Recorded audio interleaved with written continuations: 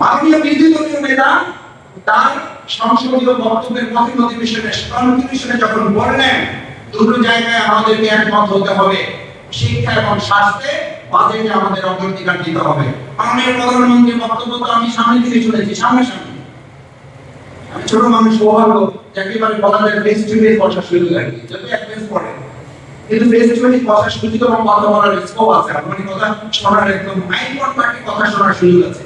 আমি তো শুনেছি উনি বলেছেন যে মাননীয় বিরোধী দলীয় নেতা আমির জামাত একটা শফিকুর রহমান যে শিক্ষা এবং স্বাস্থ্যে অগ্রাধিকারের ব্যাপারে বলেছেন, এটার ব্যাপারে একমত। কিন্তু আমরা এখন পর্যন্ত তার প্রস্তাবনা আলোচনা দেখছি 9 লক্ষ কোটি টাকার বাজেটের মধ্যে স্বাস্থ্য এবং শিক্ষাকে রাখা হয়েছে তৃতীয় এবং চতুর্থ ধাপে রেখেছেন। ভালো কথা, তাও তো কত 1.1 কি আগাইছি আমরা, তাহলে আমরা কি অগ্রাধিকার দিতে পারলাম?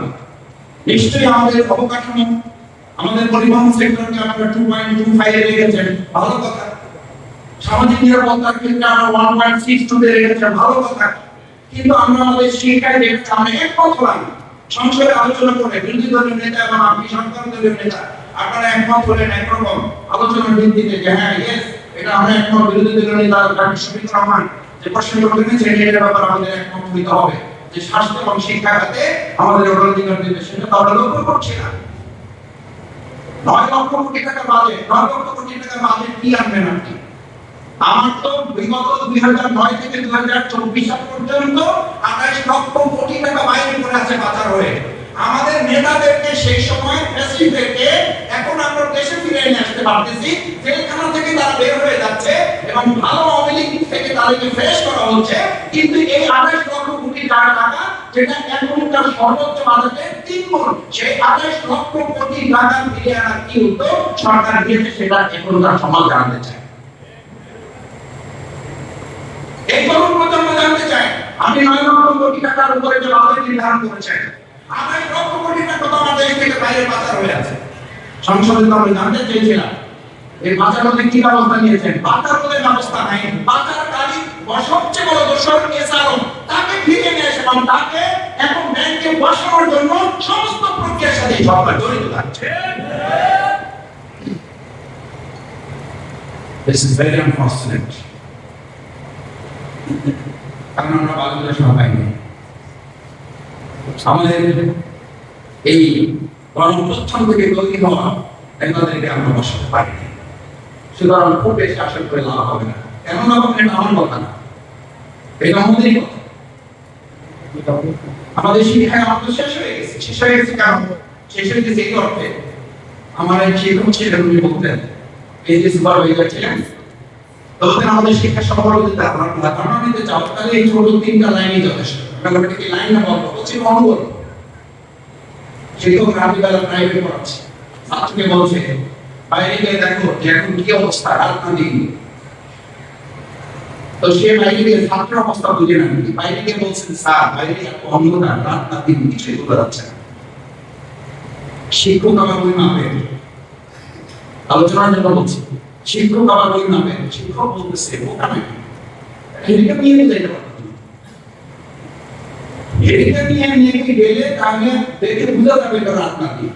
আর ছাত্র বলতেছে এত অন্ধকার, রাত না দিন কিছুই বোঝা যাচ্ছে না। আপনি আমাদের শিক্ষা বাজেটে কোন প্রসঙ্গে আলোচনা করবেন? আমাদেরকে সন্তানদেরকে ড্রেস, জুতা, ব্যাগ দেওয়া হচ্ছে। আমি তুমি সময় আরেকটা গল্পের কথা বলি। আমাদের শিক্ষক বলছিলেন রুটি রে বানা সামির বা আমরা বলছি আমাদের রুটি দরকার, ক্ষুধা আমাদের তো ক্ষুধা, আমাদের রুটি দরকার, আমরা তো রুটি চাই। বলছি যে না রুটি না, চাবি নিতে হবে। চাবি দিয়ে কি করবে? বলছে চাবিটা পেলে পুরো রুটির দোকানটা পেয়ে যাবে। সময় সাপেক্ষের ব্যাপার, পরিশ্রমের ব্যাপার, চাবি নিতে হবে, তালা কিনতে হবে, পাওয়া যাবে না। আমরা বাংলাদেশের মানুষ সহজে বিশ্বাসী, লজ্জা পাওয়া হাত ধরে নাও, রুটিন টেস্ট ওইটা নিয়ে চলে গেলাম। আমাদের এখন আমাদের সন্তানদেরকে যেখানে আমি আমার উপজেলার কথা বলি, যেখানে আমার প্রায় কয়েক শত শিক্ষকের অভাব প্রাইমারি হাই স্কুল কলেজগুলোতে, সেখানে আমার সন্তানদেরকে শিক্ষক না দিয়ে, শিক্ষার মান না দিয়ে তাদেরকে আপনি ব্যাগ দিচ্ছেন। এই ব্যাগ, জুতা এবং তাদের ফিডিংতে মিল দেওয়া হচ্ছে মূলত এটার মধ্যে দিয়ে দলীয় কর্মীদের কোথাও পুনর্বাসন করা ছাড়া ব্যক্তিগতভাবে আমি মনে করি এটার কোনো মূল্যায়ন হবে না। কেন হবে না জানেন? ওই আলোচনা সংসদে সুযোগ থাকলে করবো, ওখানে স্পিকার তাও মানে কিছু সময় দেয়, এখানে স্পিকার অলরেডি সিলেক্ট দিয়ে দিয়েছে, শেষ করতে হবে। সেই জন্য আমাদের এই টিফিন, আমাদের মিড ডে মিল, আমাদের স্কুল ড্রেস, এগুলো দরকার আছে, আমি বলছি না, কিন্তু এগুলোকে যদি আপনি বাস্তবায়ন করতে চান তাহলে আপনার তো ফার্স্ট স্টুডেন্ট, এটার জন্য কি হচ্ছে, আমি স্কুলে কিছু মানে জনপ্রতিনিধি হিসাবে না, সেবক হিসাবে যাওয়ার সুযোগ পেয়েছে। এই আমি দেখলাম যে ফার্স্ট স্টুডেন্ট তাদের কি দেখানো হয়েছে, মানে কাল্পনিক শিক্ষার্থী তৈরি করা হচ্ছে, ওই যে গুটি পাওয়ার জন্য, কলা পাওয়ার জন্য, ব্যাগ পাওয়ার জন্য, এখন শুরু হয়ে গেছে।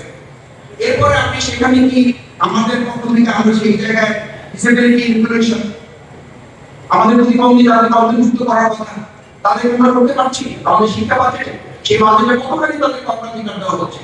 এরপর যদি আমরা আলোচনা করি লার্নিং আউটকাম, আর লার্নিং আউটকামটা কি, আমাদের শিক্ষা বাজেটে যেটা নির্ধারণ করা হয়েছে, লার্নিং আউটকামটা আমাদের বলা হয়ে থাকে যে আমরা 73 ফেরকার মধ্যে আছি। হাদিসে বলা আছে, আমি হাদিসটাকে একটু সামনে রাখছি, যে আকিদায় তো আমরা 73 ফেরকার মধ্যে আছি, এক ফেরকা বাদ দিয়ে বাকি 72 ফেরকা বাদ দিয়ে এক ফেরকা জান্নাতে যাবে। আর আমাদের জাতিগত বিভেদ আপনি দূর করবেন কিভাবে? আমাদেরকে তো কাকড়া জাতিকে পরিণত করে রাখা হয়েছে। মানব দেবাশিক সাইদ রাহমাহুল্লাহ বলতেন, আমরা কাকড়া জাতি থেকে কখনো ইলিশে জাতিতে পরিণত হতে পারলাম না। কাকড়া জাতি কেন? আমাদের শিক্ষা ব্যবস্থাকে 13টা ধারায় পরিণত করে রাখা হয়েছে। 13টা ধারা, এই 13 ধারাকে এক ধারায় কখন নিয়ে আসবে? এটা নিয়ে আসলে সরকার বলবে আমাদের সমাজে আরেকবার ভোট দেন আমাদেরকে। এই আরেকবার ভোট দেওয়ার জন্য উপস্থিত দেন, তারপর মাধ্যম নিয়ে আলোচনা করেন। কারণ এই 13 ধারাকে আপনি এক ধারায় কবে নিয়ে আসতে পারবেন? না নিয়ে আসা পর্যন্ত লার্নিং আউটকামে আপনি দিতে পারবেন না। টিচার কোয়ালিটির ব্যাপারে পরিষ্কার বক্তব্য আছে। সরষে যদি খেয়ে খায় তাহলে খেয়ে রক্ষা করবে কে? এই খেয়ে রক্ষা করার কেউ নাই, সরষে খেয়ে খাচ্ছে, খেয়ে তো আমাদের সরষে রক্ষা করতে পারছে না। সেই জায়গাটা আমরা ট্রান্সপারেন্ট প্রক্রিয়ামেন্ট যে জায়গাটা আমরা বলি, স্বচ্ছ করার ক্ষমতা আমাদের নাই। সেই করার ক্ষমতা না থাকার কারণে আপনি যদি এখন প্রযুক্তিগত শিক্ষার কথা বলেন, তাহলে আমাদের সব জায়গায় থেকে ভ্যাট কমানো হবে। আমরা হয়তো জানি না আমাদের মোবাইল, ট্যাব, ল্যাপটপ, এই যে মানে যে প্রযুক্তিগুলো আছে, এই প্রযুক্তিগুলোতে আমরা ভ্যাট কমাতে পারবো না। যদি ভ্যাট কমাতে পারি তাহলে ভালো, খুব সেই জায়গাটা আমাদেরকে দেখতে হবে। আমাদের সন্তানরা যেন সেখানে ভূমিকা রাখতে পারে, আমাদের তরুণরা যেন সেখানে কথা বলতে পারে, তরুণরা যেন সেখানে দক্ষতা অর্জন করতে পারে। মাস্টার্স পাস করার পরে 5000 চাকরিগুলো ঘুরবে কেন? এখন শেষ কথা, উদ্যোক্তা তৈরি করা, ইসলামী মূল্যবোধে উদ্যোক্তা তৈরি করা। উদ্যোক্তা তৈরি কি? A man with career without character is more dangerous than a lion. আমাদের তরুণদের সাথে যদি তাদের প্রযুক্তির পাশাপাশি যদি তাদের মূল্যবোধকে অ্যাটাচ করা না যায়, কি হচ্ছে আজকে? অবাক হওয়ার কোনো কারণ নেই। ইতিমধ্যে 2024-25-এ এটা মানে বাস্তবায়ন করা হয়েছে। স্টুডেন্টদেরকে ডপ টেস্টের মধ্যে আওতাধীন করা হয়েছে, ভর্তি পরীক্ষায় ডপ টেস্ট দেওয়া হচ্ছে। এবং শুধু ডপ টেস্ট দেওয়া হয়নি, আশার দিক আছে। আশার দিক শুনবেন, আশার দিক হচ্ছে সেখানে 3 জন শনাক্ত হয়েছে। আরো আশার দিক শুনবেন, সেই 3 জনের মধ্যে একজন ছাত্রীও আছে। আরো আশার দিক শুনবেন, আসামিয়া মিশন যেখানে মাদক নিরাময় কেন্দ্র, সেখানে 432 জন ভর্তি। সেই 432 জনের মধ্যে 47 জন হচ্ছে নারী। এবং আমাদের একটা গবেষণা দেখা গেছে 47%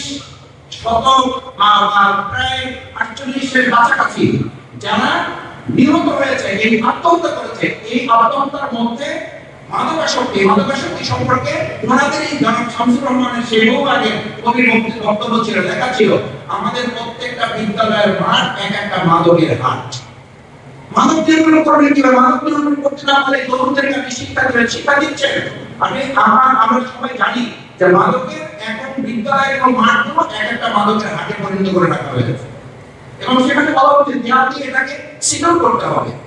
সম্মানিত উপস্থিতি, সাংবাদিক বন্ধুগণ, বাজেটের তরুণ ভাবনা শেষ অংশে আমি একটু অনুরোধ করতে চাই, সরকারকে আহ্বান জানাতে চাই, আসেন। মনে আছে তেলের লাইন বন্ধ করার জন্য বিরোধী দলের নেতা একটা প্রস্তাবনা দিয়েছিলেন, সেই প্রস্তাবনা আলোচনা করতে রাজি হচ্ছিলেন না। প্রথম দিকে রাজি হন না, ঠিক হয়ে যাবে, এটা আর্টিফিশিয়াল। আমরা বলেছিলাম আর্টিফিশিয়াল যদি হয় সেটাও আলোচনা হয়েছে, দেওয়া উচিত। আলোচনা হয়েছে, ঠিক হয়েছে, একটা কমিটি হয়েছে, একটা ডিএলজি হয়েছে। ডিএলজি কমিটি করার পরে দেশের মানুষের মধ্যে আস্থা তৈরি হয়েছে যে সরকার এবং বিরোধী দল মিলে যখন কোনো কাজ করে তখন এটা বন্ধ হতে বন্ধ হয়েছে এবং তার 2-3 দিন পর থেকে দেখা গেছে এই সমস্যাটা সমাধান বের হয়ে আসছে। আমি যেটা বলছি সবশেষ, এই বাজেট নিয়ে যেটা আপনারা উপস্থাপন করবেন 2/3 মেজরিটি দিয়ে যেন আল্লাহর রাস্তে আপনারা ঘাড়ের উপরে চাপিয়ে দিয়ে বাজেট পাস করার মানসিকতা নিয়ে সংসদে যাবেন না। আলোচনার ভিত্তিতে দেশ এবং জাতির কল্যাণে তরুণদের বিশেষ করে 2024-এর জুলাই আগস্টের গণঅভ্যুত্থানের মধ্য দিয়ে যে নতুন বাংলাদেশ নির্মাণের কথা ছিল, সেই নতুন বাংলাদেশ নির্মাণে আমাদের আগামী দিনের বাজেট হবে একটা মানবিক বাংলাদেশের বাজেট। সেই বাজেট হবে আমরা সুযোগের দিকে এগিয়ে যাব, গাড়ির দিকে এগিয়ে যাব না, আমরা এগিয়ে যাব আমাদের সুন্দর বাংলাদেশ নির্মাণের দিকে। সেই প্রত্যাশা ব্যক্ত করে আমার ধন্যবাদ জানিয়ে আমার কথা শেষ করছি। আল্লাহ হাফেজ। আসসালামু আলাইকুম।